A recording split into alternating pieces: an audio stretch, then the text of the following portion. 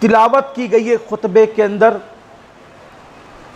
सूरतुल बकरा शरीफ की उन आयतों की जो अक्सर हम आप सुनते हैं।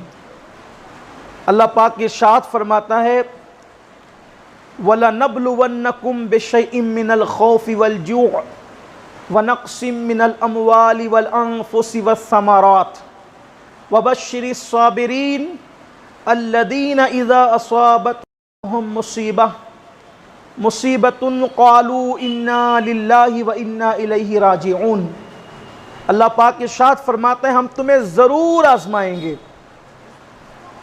तुम्हारी आजमाइश होगी, तुम्हारा इम्तिहान होगा। ये हर साल करबला दोहराया जा रहा है, पढ़ा जा रहा है। और जैसा कि मौलाना ने यह भी तस्करा किया इब्तिदा में हमारे इमाम साहब ने कि अहले शराफत का शुरू दिन से ये वतीरा रहा है कि वो हमेशा से वाक़े करबला के बाद करबला को बयान करते रहे। सबसे पहले करबला बयान करने वाली ज़ात, सबसे पहले जिसने करबला बयान किया है वो मोहम्मदुर रसूलुल्लाह की ज़ात, सबसे पहले करबला का जिक्र करने वाली ज़ात।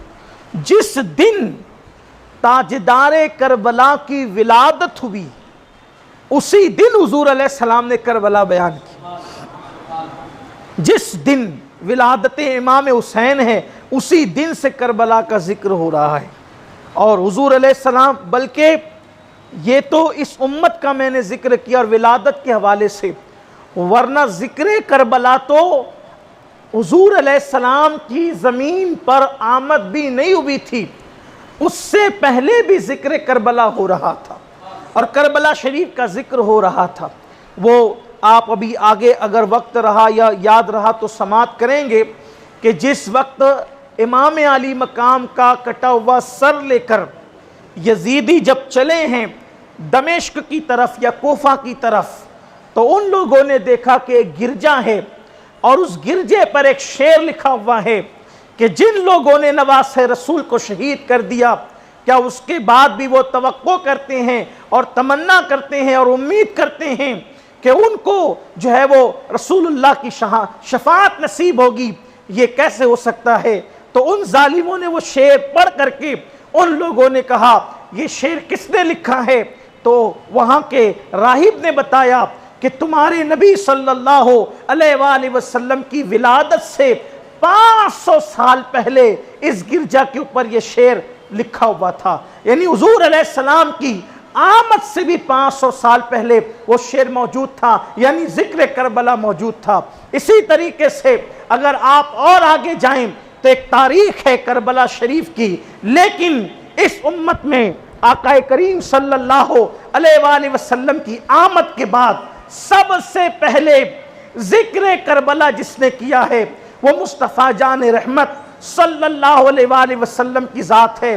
और आपको अगर आप भूल गए हों तो आपके जहन में ये बात आनी चाहिए कि हुजूर अकरम सल्लल्लाहु अलैहि वसल्लम ने जिक्र करबला कैसे किया।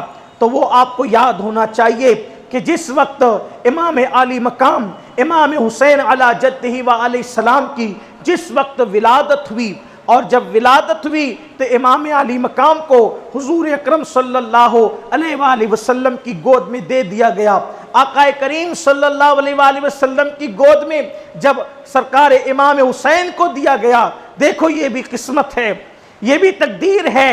हुसैन का बाबा पैदा हुआ तो नबी की गोद में आए, हुसैन की अम्मी पैदा हुई तो भी नबी की गोद में आए, हुसैन के बड़े भैया पैदा हुए तो भी नबी की गोद में आए, हुसैन की बहन सैयदा ज़ैनब पैदा हुई तो भी नबी की गोद में आए।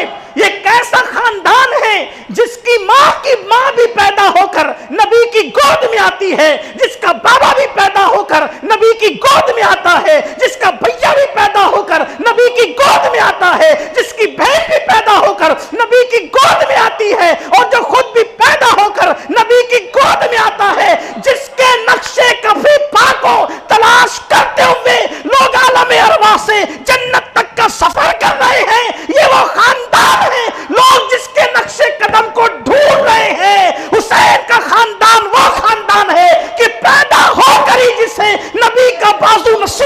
जाता है, नबी की गोद नसीब हो जाती। ये खानदान क्या है?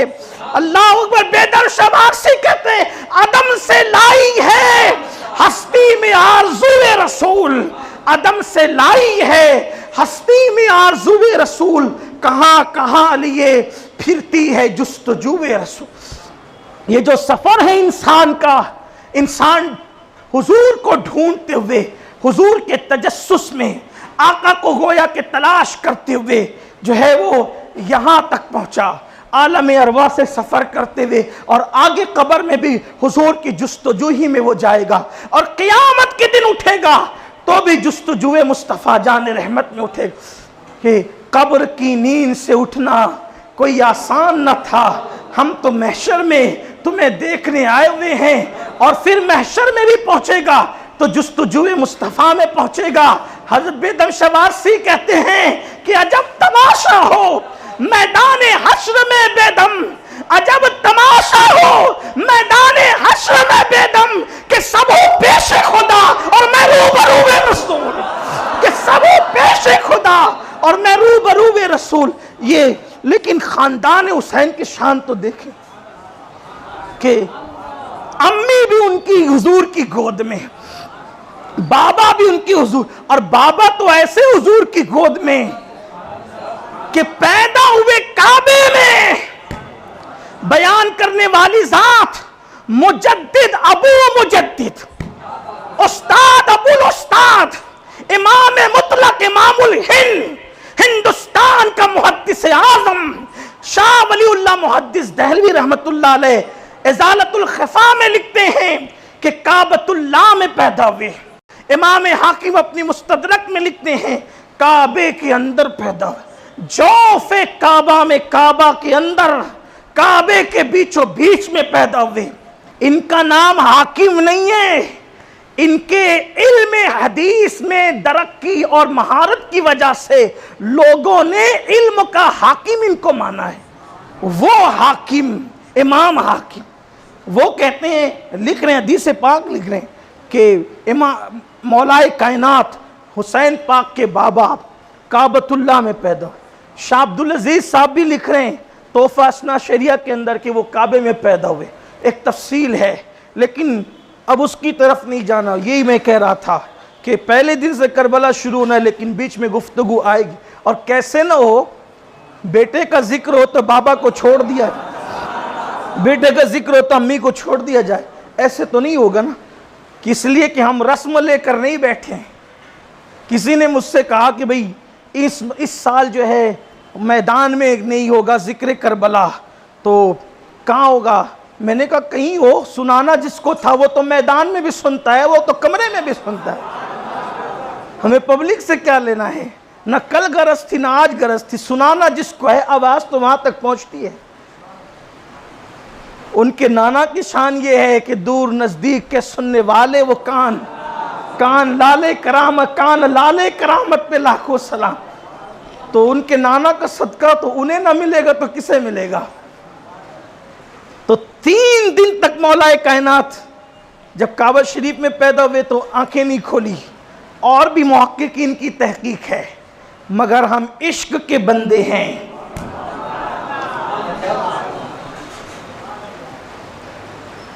हम इश्क के बंदे हैं।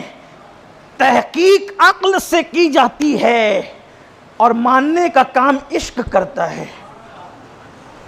हमारा मुजद्दिद भी इमाम इश्क मोहब्बत है, हाँ, और हमारा मसलक भी मसलक इश्क मोहब्बत है, और हमारा मजहब भी मजहब इश्क मोहब्बत है, और हमारे मजहब की असास भी मोहब्बत पर है। और कह दिया गया अला ला ईमाना लिमल्ला मोहब्बत अला, आगाह हो जाओ, मोहब्बत के बगैर ईमान हो ही नहीं सकता। तो यहां तो मोहब्बत ही मोहब्बत की बातें हैं।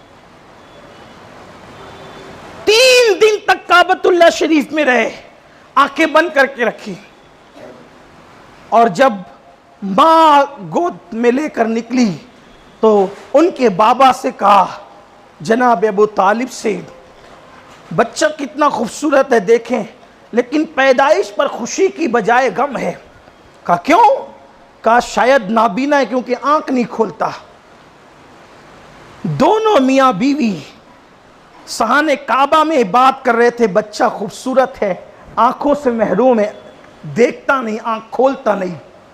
उतने में आमिना का लाल इस शान से तशरीफ लाए जैसे उफक पर 14वीं रात का चांद तुल हुआ।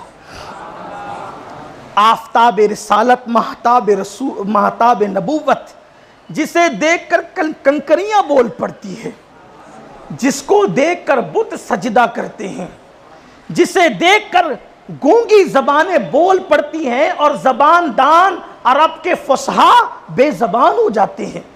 वो तशरीफ लाए। क्या हुआ चच्ची जान, चचा जान क्या हुआ? चचा चची दोनों बड़े मोहसिन थे। चचा चच्ची ने माँ की तरह प्यार दिया था और चचा ने जो है बाप की तरह प्यार दिया था। उन्हीं के घर में हुजूर अलैहिस्सलाम ने तवील मुद्दत क़याम किया था। दोनों को अफसुर्दा देखा। जो गुलामों को अफसुर्दा न देख सके वो चचा चची को अफसुर्दा देख। पूछा क्या हुआ? कहा बच्चा पैदा हुआ है, आपको भाई आया है, लेकिन है बड़ा खूबसूरत। कमी क्या है? कमी यह है कि उसकी आंखें खुलती नहीं, शायद नाबीना है। हुजूर ने कहा मेरे भाई को मेरे पास दो। अभी हुजूर ने नबूवत का ऐलान नहीं किया, 29 या 30 साल की उम्र है, और कहते हैं मेरे भाई को मेरे पास दो। जैसे हुजूर अलैहिस्सलाम ने अपनी गोद में लिया उस नौजायद शहजादे को, उस मौलूद काबा को जैसे अपनी गोद में लिया, उन्होंने आंखें खोली और आंखें खोलकर सबसे पहले जिसका चेहरा देखा वो रुखे बद्दुहा को देखा। कोई पैदा होकर नर्स को देखता है, दवाखाने की सिस्टर को देखता है, कोई दाई का मुंह देखता है, कोई अम्मी का मुंह देखता है, कोई बाबा का मुंह देखता है, लेकिन अली पाक जो हुसैन पाक के बाबा हैं, अच्छा 3 दिन तक आंखें बंद करके रखी। आंखें बंद यानी अली ये शऊर लेकर आए थे। अली ये जो पैदा होकर इतना बाशऊर हो कि आंखें बंद करके आए और 3 दिन तक, अच्छा मिनट 2 मिनट आंखें बंद रखी तो कहा कि चलो कोई प्रॉब्लम होगा, कोई मसला होगा।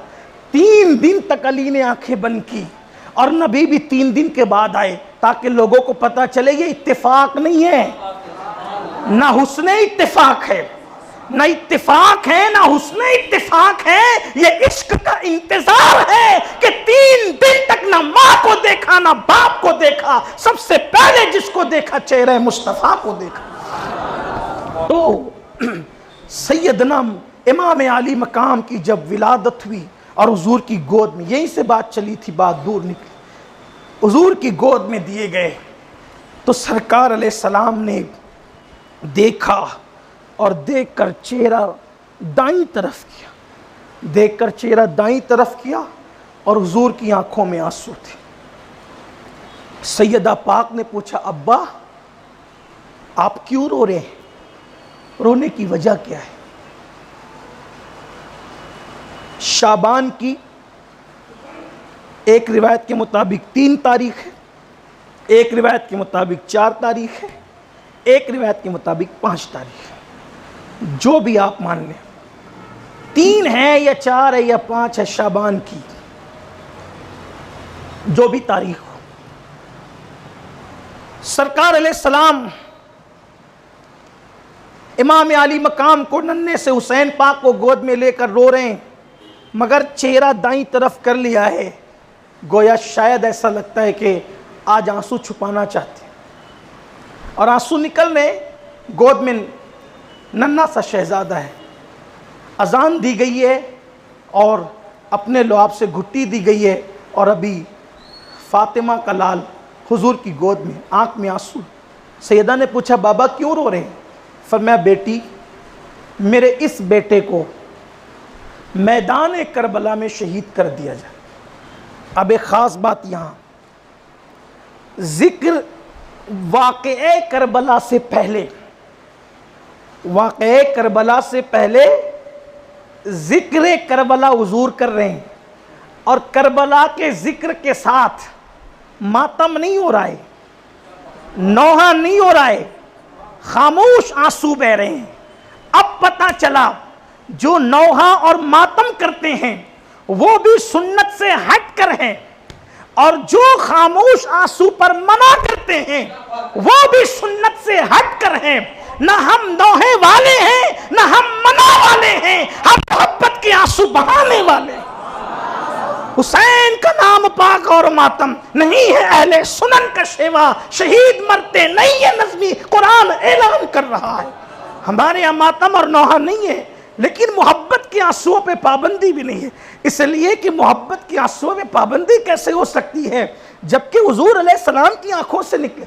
और जब जब जिक्र करबला किया हुजूर ने, तब तब हुजूर की आंखों में आंसू आ गए। और फिर क्या हुआ, हुजूर अलैहिस्सलाम तो रो रहे थे, इमाम को हाथ में लेके जिक्र करबला। पता चला जिक्र करबला रवाफिज की इजाद नहीं है। वो जो मिंबरों पे कूद कूद के कहते हैं हमने शुरू किया तो हमें देख के सुन्नियों ने भी शुरू किया, हमने शुरू किया तो हमें देख के सुन्नियों। अरे तुझे कब देखा, तेरा वजूद तो तीसरी सदी के बाद है, तीसरी सदी हिजरी के बाद है। तुझे देखकर क्या शुरू किया, आमिना के लाल को देखकर हमने जिक्र करबला शुरू किया। तुम क्या कहते हो कि हमें देखकर शुरू किया, हमने तो उन्हें देखकर शुरू किया जिसके कहने पर हम बिन देखे खुदा पर ईमान लाए। हुजूर ने जिक्र करबला किया। इससे पता चला कि जो जिक्र करबला करते हैं वो बिदात नहीं करते, वो आमिना के लाल की सुन्नत पर अमल करते हैं। शर्त यह है कि सही रिवायात पढ़ी जाए, बस और कोई बात नहीं। हुजूर रोने लगे। फिर जिक्र करबला सुनकर सैयदा फातिमा भी रोने लगी, मौलाए कायनात भी रोने लगे। जिसने सुना उसकी आंखों में आंसू आया। आंसू वहां आते हैं जहां मुहिब्बीन जमा होते हैं। हुजरे फातिमा में सारे मोहब्बत करने वाले थे, इसीलिए तो हुजूर भी रो रहे हैं और सैयदा भी रो रही है, मौलाए कायनात भी रो रहे हैं। और फिर उसके बाद करबला का जिक्र इतना हुआ कि हुजूर अकरम सल्लल्लाहु अलैहि वसल्लम ने करबला की मिट्टी भी दे दी, वहीं करबला की मिट्टी भी दे दी और कहा कि उम्मे सलमा कहाँ है। सैयदा उम्मे सलमा को मिट्टी दी। कहा ये मिट्टी जब सुर्ख हो जाए या खून में तब्दील हो जाए समझ लेना मेरा बेटा हुसैन शहीद हो गया। करबला की मिट्टी भी कुर्बान जाए। कोई अजमेर शरीफ की मिट्टी लाकर अपने घर में रखता है, कोई मदीने शरीफ की मिट्टी लाकर अपने घर में रखता है। हज़रत उम्मे सलमा के घर में करबला की मिट्टी थी और मुस्तफ़ा जान रहमत ने दी थी कि जब ये सुर्ख हो जाए, ये लाल हो जाए तो समझ लेना कि मेरा बेटा हुसैन शहीद हो गया। और हुजूर मदीने मुनव्वरा में ही है और मदीने मुनव्वरा में अल्लाह के रसूल अलैहिस्सलाम जो है करबला की मिट्टी वहीं बैठे बैठे जो है वो दे रहे हैं हज़रत उम्मे सलमा के हाथ में। अब यहाँ कुछ लोगों की बदबख्ती भी थोड़ा सा जहर मारने लगती है। आयशा को क्यों नहीं दिया, तो फिर बीच में कुछ शैतानत लाते हैं, इसलिए कि आयशा के दिल में अहले बैत की मोहब्बत नहीं थी। हुब्बत बख्तो वो भी तो अहले बैत ही में है। ये कौन सी बात हुई। सैयदा आयशा सिद्दीक़ा ने जितनी रिवायतें फजीलतें सैयदा फातिमा पर बयान की है उतनी रिवायतें किसी औरत ने बयान नहीं की। अगर आप इजाज़त देंगे तो कल मैं वो सारी रिवायतें ला करके पढ़ूंगा जिसमें सिर्फ सैयदा आयशा बयान कर रही है, सारी रिवायतें। कहा नहीं वो तो अगर मिट्टी अम्मा आयशा को न देना ये दिल में कोई कजी की माज़ल्ला अगर दलील बने तो फिर हुजूर ने तो सैयदा फातिमा को भी नहीं दिया, तो क्या मसला खस करेंगे। देखो ये जो आलेकार बन कर के उम्मत को जो लड़ाने की बातें करते हैं ना, कभी सहाबा की तौहीन, कभी अहले बैत की तौहीन, कभी अज़वाज पाक की तौहीन, ये चीज़ें दुरुस्त नहीं है। इसलिए कि उम्मत को लड़ाओ मत, फ़िरका वारियत मत करो, मत बांटो, सही सही सीधा सीधा रास्ता बयान करो। हुज़ूर अलैहिस्सलाम की ये गैब दानी है, हुज़ूर अलैहिस्सलाम की ये गैब दानी है कि अल्लाह के रसूल अलैहिस्सलाम जानते हैं कि करबला का वाक़या जब रूनुमा होगा तो उस वक्त जो मौजूद रहेगा हुज़ूर अलैहिस्सलाम उसको मिट्टी दे रहे हैं, और मिट्टी देने के साथ साथ हुज़ूर अलैहिस्सलाम ज़िंदगी की ज़मानत भी अता फरमा रहे हैं।